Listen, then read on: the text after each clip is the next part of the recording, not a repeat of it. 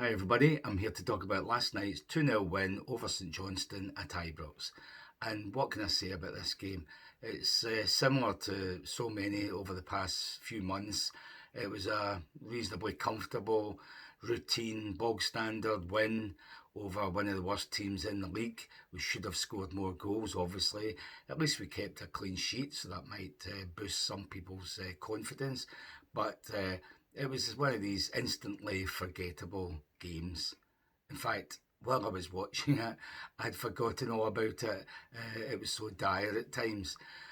So anyhow, here we are playing one of the worst teams in the league, and yet the manager still doesn't drop the likes of Tavernier or Drossers, and let's see likes of Igamani and Kazanwirio get a full game, or at least longer than they have so far this season. So you've got to wonder about the manager's tactics, if you can call them that. And he shoved McCausland on the left because he was determined to keep Cherney on the right. We'll come back to him later, obviously. So we weren't inspired by the lineup. And we weren't really inspired by the play at any point either. It was all too pedestrian, too slow in passing. I mean, we did our usual. We did pass it about reasonably well. And obviously we attacked non-stop, but it was all just too pedestrian. There wasn't enough zing, enough energy, enough zip in the play, apart from a couple of people maybe. So it was all very kind of stultifying, I suppose. People weren't there with smiles on their faces, enjoying every minute of it. So anyhow, let's get back to the game. What can I say?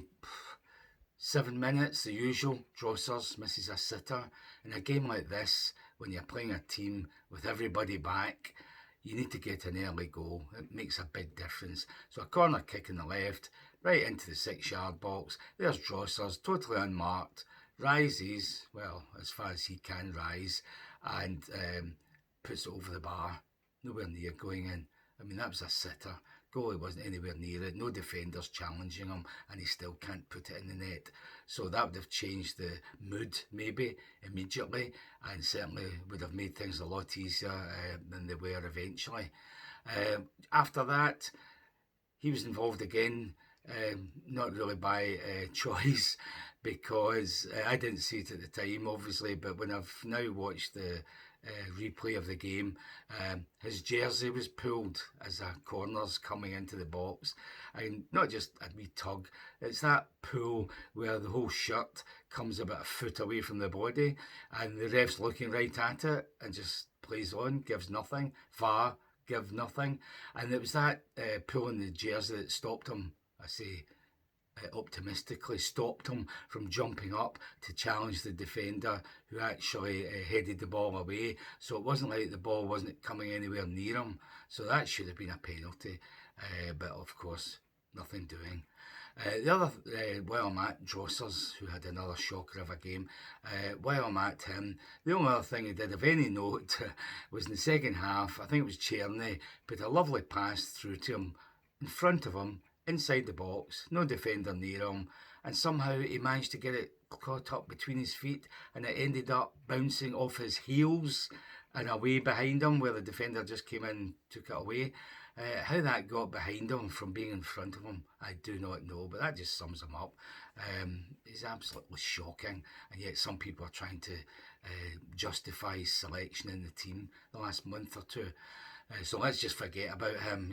That's the best thing you can always do about him. So anyhow, with a few chances, not really anything near. The goalie didn't make a save. Can I remember in the first half? When the goal came, I could hardly believe it. It's what Cherney did in his first game at Hampden against Motherwell, cutting in from the right and unleashing a lovely left-footed shot into the far corner. So we knew he could do it from that Motherwell game. He's had, I don't know how many chances to do it in the month since and never managed it. But last night he did it again. So well done to him. You got to salute him for that. In fact, even nutmegged a defender to get into the position to fire it into the far corner. So well done him. But he's got that kind of ability that we should be looking for him to score, 9, 10 goals like that this season. Can't see us can't see him doing it, but that's what we should be getting. And even if he did that, that's still not enough. He's got to come up with more than just a goal every so often. Because last night he was better than he had been on Thursday, but it was a low bar, so that's not saying a lot. But he did do a few nice things here and there last night, a couple of nice passes, but he's still not the player that we should be expecting. And in fact, when he scored the second goal, I was amazed that he actually took it onto his right foot and guided it into the far corner. As soon as it went onto his right foot, I thought, well, he's not going to score here. So I was pleasantly surprised, if not shocked, when it actually went into the net. I was shocked when he did it with his left foot, but to do it with his right foot, wow. And all that came from a lovely pass, forward pass from Hadji, showing us what he can do, why we need him in the team or somebody like him, if not him. Lovely pass, straightforward, right onto him, and then he took it onto his right foot and finished. So 2 great goals. Named man of the match, but there's no way he was man of the match because, as I say, he didn't do that much apart from the goals. And that sounds ridiculous. He scores the 2 winning goals, but he's got to do a lot more than that. So anyhow, that was his contribution. Igamani came on at 30 minutes to go, I think it was, maybe, and he looked really rusty. He just didn't look the part either.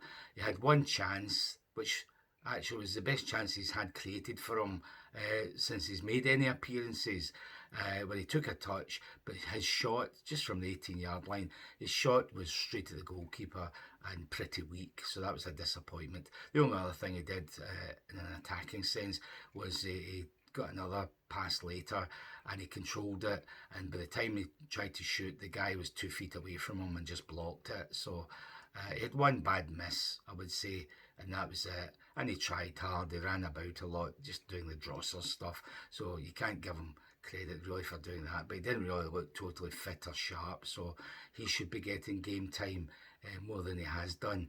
Similarly with Kazan Wiryo, he looked good as well, did a few good things. In the 90-something minute, he had a fantastic shot from the 18-yard line, which brought out the only save that their goalkeeper had to make the whole game. That was a really good save as well, so it was a pity that didn't go in. But he showed us in flashes what he could do. We need to see what he's like over a whole 90 minutes. Apart from that, the chances were few and far between, half chances, their defenders blocking shots, tackling at the last minute, all that kind of thing. The one thing that didn't happen was their goalkeeper playing heroics, because he hardly had anything to do, really. That's the sort of game it was. When I looked at the whole team, who played well, who was rubbish, well, I've told you already. Drossers was Drossers. Tavernier, slightly better than the last few games, but that wouldn't be hard. Still too many wayward crosses and passes, and looks, short of pace, etc. So he's not going to get any praise for that. Hadji actually surprisingly came on at half time, did quite well, some nice passes, he made the second goal, and then he got sent off with 10 minutes to go, and it was a red card. I didn't think it at the time because I just saw him sticking out his leg and the guy falling over, but having seen it since on TV, he did catch the guy, and that kind of thing just gets a red card every time now, so I can't complain about that. Pity that it'll set him back a few weeks, obviously, because he did try hard. I think that's how his foul came about. He was trying so hard to show eagerness in playing that he just stretched too far. So anyhow, that was a shame it ended that way for him. Hopefully we will see him in the coming months, because we need somebody who can actually pass it like he can and who actually works hard. As for the others, I thought Suter was actually our best man. He really showed a ton of speed at times when he was up against the guy who came on as a sub. I can't even remember his name, Sidipe, I think it was. He was really quick, and Suter matched him and tackled him. Jack Butland had nothing to do except one save in the 67th minute, but he actually had to come out his area at one point and head the ball out of play before that guy Sidibe actually got to it, and he actually injured him in the process. So well done, Super Jack Butland in goal. The others, I thought Raskin was our best man. Connor Barron, when he came on, similarly played similar way to Raskin. So I thought these two were pretty good. So some played well, most were average. A game to forget, and I've actually forgotten it already.